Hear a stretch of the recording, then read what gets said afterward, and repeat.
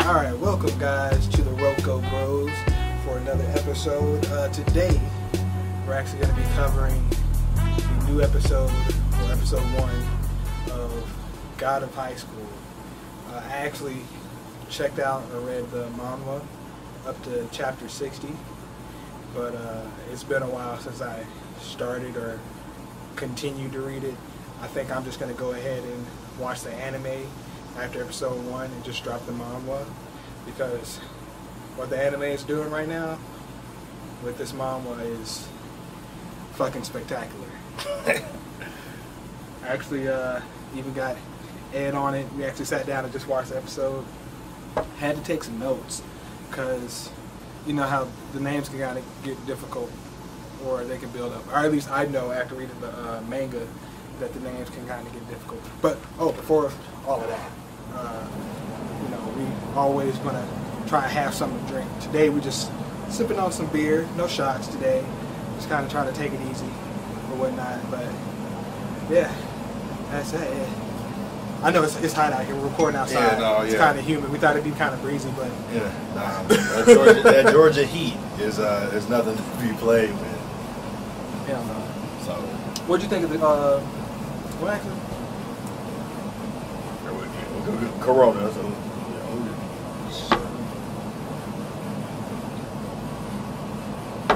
So what'd you think of the anime, Ed?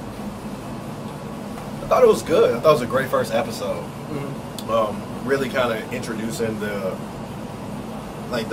characters and introducing everything that's going on with them. Mm-hmm. Also, like, kind of trying to start, but like kind of giving you those little snippets of like questions that you want to ask about like what's coming on later in the series. So I thought it was a really good first episode. It was enough action to keep me interested, but there was enough like plot details to keep me interested in what's going to happen in the future.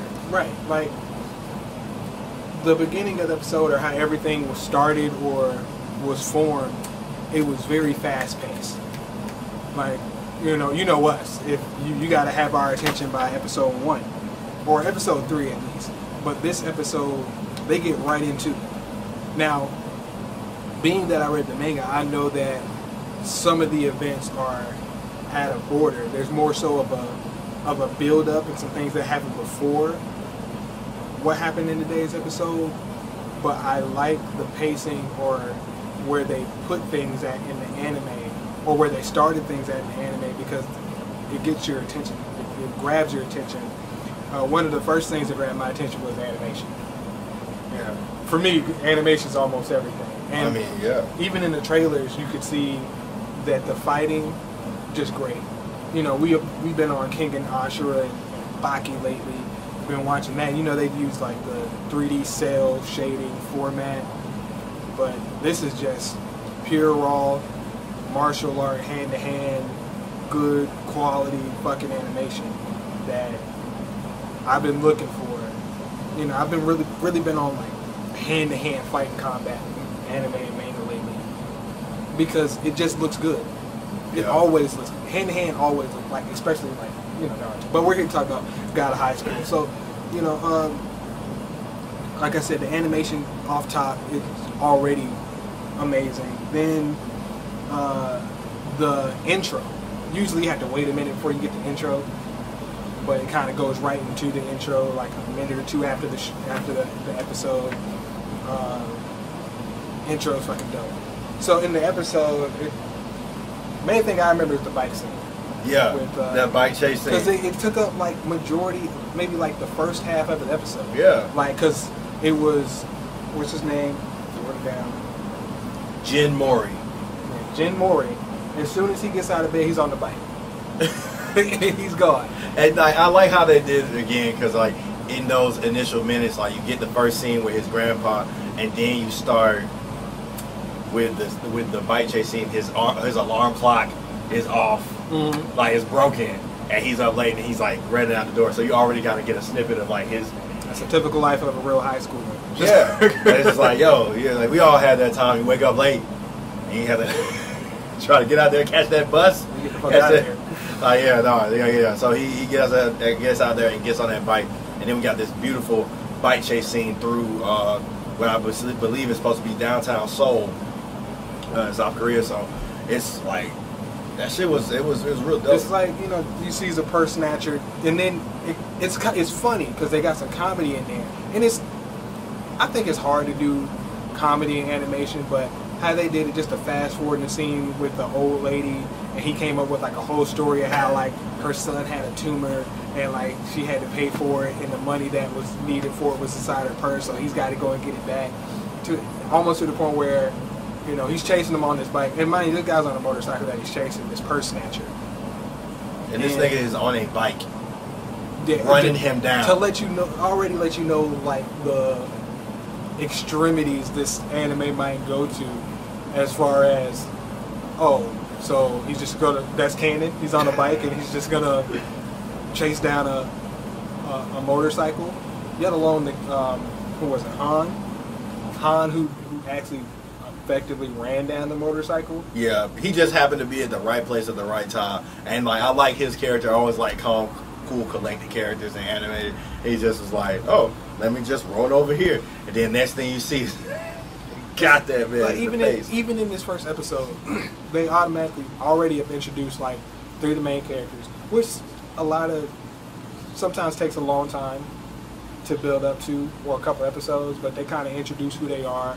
You already know these guys are going to be like the friend trio out of the group, and you see that they already have some things in common as far as their sense of justice or doing what's right. As far as like, these guys didn't know each other. I think they were all on their way to the Gata High School tournament, but ended up seeing this purse snatcher or reading up about her online, in Han's case. And for, what's her name? Mira? Mm-hmm. For Mira, what was she actually doing? She was talking to like some martial artists. Yeah, flirting with them, and you know, initially she's mad about getting hit in the head with the bike during the bike chase scene. It gave me Pokemon vibes, bro. Like when Ash still Misty bike, it gave me Pokemon vibes. That shit, that was a great way, and like you said, like the way that they are like putting the comedy in the action. Like you see this chase scene, like this thing is happening, and then you see this bike comes out of nowhere, it hits Mira in the face. Right. And then, you know, just the punch from Han to this guy sends him flying, and you've already seen breaks the glass in the helmet. Hard-working man, that Han. Man, I know. This man already, any nigga that have a job in anime already is going to be scrapping. Because most people in anime ain't having no job. They don't have no 9 to 5. They don't know about that life. Or at least being in high school and having that work study program, getting out of school, you know, a little bit earlier to go to work and do what you got to do. Like, you see him counting that money. I don't know what he's trying to use that money for. Well, I mean, I do, but I don't know what he's trying to use that money for. But you see that he's working hard for whatever his goal is, or you at least know that he has a goal, because he's, like you said, it's not a common thing in anime for one of the protagonists, like characters to have a job, at least not in high school. They're probably in a club more so than not. But after the second half of the episode, that like it already turned up with the bike scene. Like it was effectively almost like a car chase scene from a movie. And then you go into, okay, that's the tournament. All right, we know how tournaments go. I'm gonna lay out these brackets. Nah, they get right into that. Yes. They said, all right, y'all gonna fight. And like how they clarified it, it's like, yeah, right now. Right now. That's what I mean when y'all fighting. Okay, no brackets, no nothing? No, right now. Even to the point where everybody was hesitant to start fighting. You know, they got nanobots or nanomachines in them with these like bracelets of HP and magic points or something, and levels. And because I don't know what that thing at the bottom is, but like, yeah, you assume it's just like.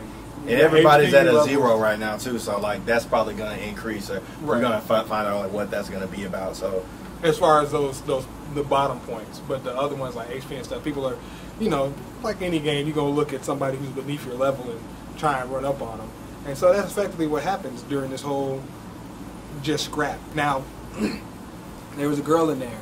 She had a stone cold stunner on somebody. I don't know what her name is. All I know is that she's probably practicing wrestling. And in my case, anytime you have wrestling in an anime, that's just fighting, it's always gonna be dope. To me, I'm a wrestling fan. If you ask me which one I prefer, if you're a wrestling fan, I'm gonna say AEW and NXT. Yeah, NXT is WWE. That's another story. But I think that just having all these different types of martial arts styles, because who doesn't like good martial arts, but seeing them in effect. Now, I currently don't know, outside of the wrestling girl, what anybody's martial art is. I mean, I do, but I'm not going to say it until, like, they say it. And we see some guy. We see a guy practicing some kung fu. Mm-hmm. We see we didn't see, I guess he was a minor character. We see somebody boxing. We see, they say weapons is good. We see a guy with a baseball bat. The girl does kendo, or has a wooden stick or a wooden sword which can pierce concrete. So we already know where we're at. So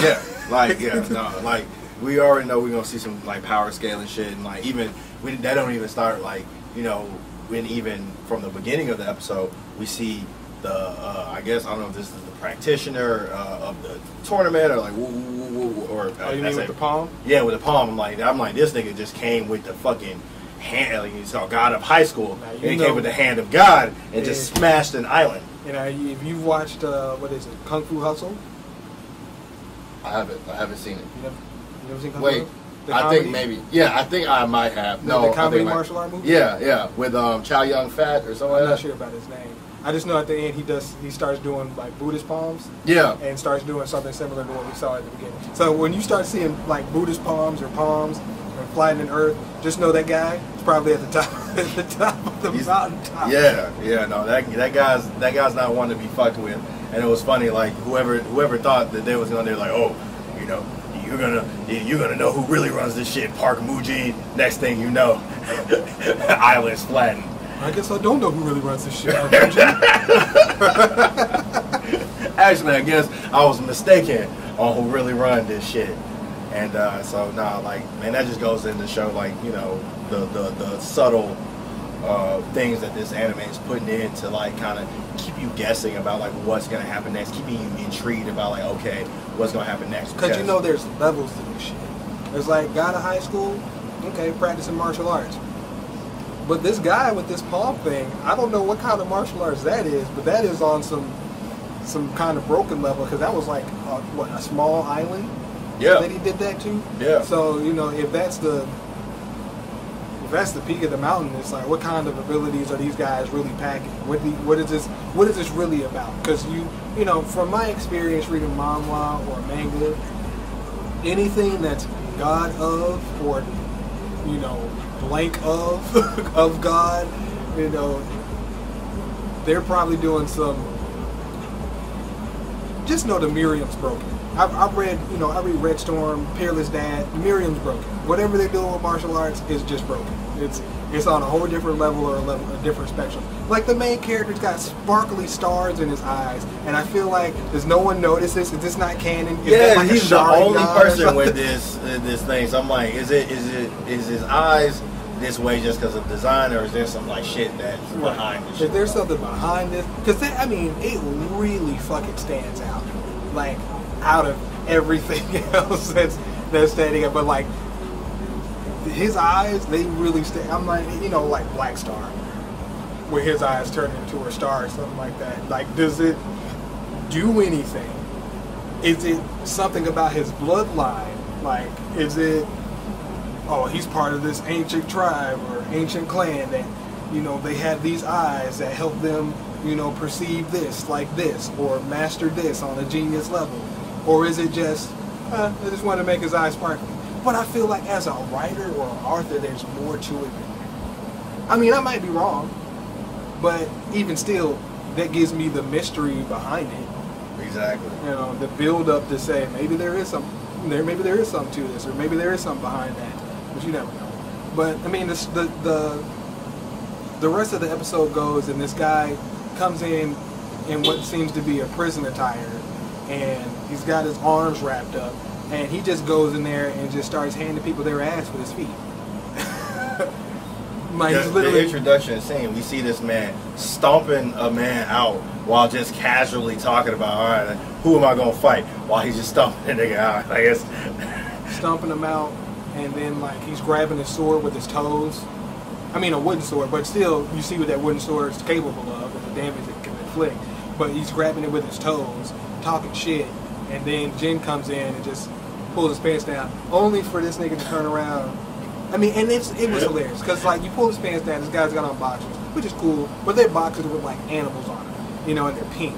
And they make a reference to it, and then the guy turns around and it's like, yeah, it's not about like, you know, the boxers, it's what's on the inside. And he's got like an elephant on the fucking front of his drawers. I'm like, nah, that's fucking hilarious. Nah, that's funny as hell. It's funny as hell. So nah, that like, you know, and then just one more instance of like kind of still keeping that comedy. Mm-hmm. I'm gonna say that. And then, but there's the thing about anime that's so funny when they make shit so serious, but it be funny. And it just man's like, his pants are heavy. And that's why he pulling them back up. I'm like, what the I was like, fuck? I guess they have something to do with something this nigga's pants being heavy. But that's real, like in that position, that was really just a, I don't know. It was a funny thing to put in there. It's out of left field, I'd say. But, I mean, they really give you a good standard for what you can expect. Because you got so many questions like, all right, who's this guy in the fucking skybox that they talking about? Like, you know, you see these guys sitting up there in these suits, looking dope as fuck. I mean, what can y'all do? And you know whatever they can do is more than what the motherfuckers that's in the battle royal can do. Yes, and like I love the part where they're looking at Jin like, oh yeah, like one of the commissioners was injured by one of the participants they tried to bring in, and like it alludes that it was Jin that was the one that like had injured the blonde guy, and like Jin is like, oh no, I can't wait to go fight, like win this shit, and I get to fight this nigga again. And it's just like, that gives you more like, okay, who are these niggas up here? Because where did this fight occur? We see this other nigga fucking wipe out an island with a hand. So what can these other niggas do? So it definitely like sets the stage for answering some more questions, because like ultimately it's a tournament anime. You know, fighting anime, and like, you know, I had some reservations about it when I first watched it, because I was like, all right, you know, how are they going to do this? Like, is it going to be engaging, or am I going to get kind of bored with it? I don't know what it is about tournaments. I guess it's just it's an easy way to do matchups that's kind of hard to write in. Yeah. You know, but an entire series, I'm not sure if that's the entire series, but if the God of High School tournament is, you know, what high school is, then let it be, because if it's got big ass tournament, if it's just right now they're doing North Korea, you start involving like other countries in there, yeah, it's just massive. That's fucking massive. Yeah. So it has worldwide appeal, because like when they first talked about it, like they saw that the God of High School tournament is coming to Korea, and like they're gonna do it. So it definitely, like you said, like, you know, it's a worldwide phenomenon with this whole shit. So I think they did a really good job of setting that stage, and you know, setting like what may happen in the next episodes, and giving you you know, impetus to want to watch those next episodes. Like, you know, like just like you said at the beginning, like this shit gets you excited from episode 1. It's how they left you off. They left you off in the middle of a fight. Not no niggas standing, like you fight, now you stand around, there's some dialogue, continues to next episode. It's, oh, we in the middle of legit clashing. On the first episode. Like, if every episode's on something like, I assume like every episode will probably end, like, you know, most episodes try to end like on a cliffhanger, a pretty decent one, but I feel like these cliffhangers are really going to leave you fucking hanging. Like, yeah, you hit me mid-fight, and you know they're about to go ham, I mean, I personally know they about to go ham, but like you just like wait. Because I sat there and finished the episode, and I'm asking Ed, I'm like, is that it? Is that it? Is there more? Is there everything at the end? Give me something. Yeah, no, She like had me fiending out here. Like, yeah, no, it was like, yo, nah, like you said, mid clash. Like you was just like, damn, like it immediately ended with you like, damn, like wait, I want to see these niggas scrap some more. So definitely we'll be tuning in next week. Shout out to whatever studio produced this. You know, Beautiful how they animation. produced it, storyline, storyboards, everything about it. You know, it's what a first episode should be of any anime. I will preach it forever. And it's like, God, get my freaking attention. This don't make me just have to invest several episodes down to try and get to the meat and potatoes of it. Shout out to Lex Taco. But you know, I don't know. Look, it's a good watch. We're gonna be reviewing it. Like I said, I'm gonna stop reading the manhwa because the anime has done such a great job just off of episode 1 that it makes me just want to continue watching and reviewing this stuff. So I hope you guys come and like, share, and subscribe, and come back to view more of our videos because we definitely got more coming up down the pipeline. So yeah, definitely. You know, definitely watch that shit. Like, definitely start this process and join this journey with us where we come to you every week and we break this thing down because I think this is going to be up there with one of the best anime of the year, if not definitely the season, but if not the whole year. Just with everything that's going on, the characters, like how you're already invested in the story at the end of episode 1, and you know just how everything is starting to come together just immediately. So definitely watch this shit, man. remember, make sure you guys are commenting in the comment section of some animes that you guys would like to see us review or that you think is good. Right now I'm currently going on a Netflix thorough searching of different anime that are on there that kind of fly below the radar that may actually be pretty good for a watch, or that some of you guys might watch and want to be reviewed.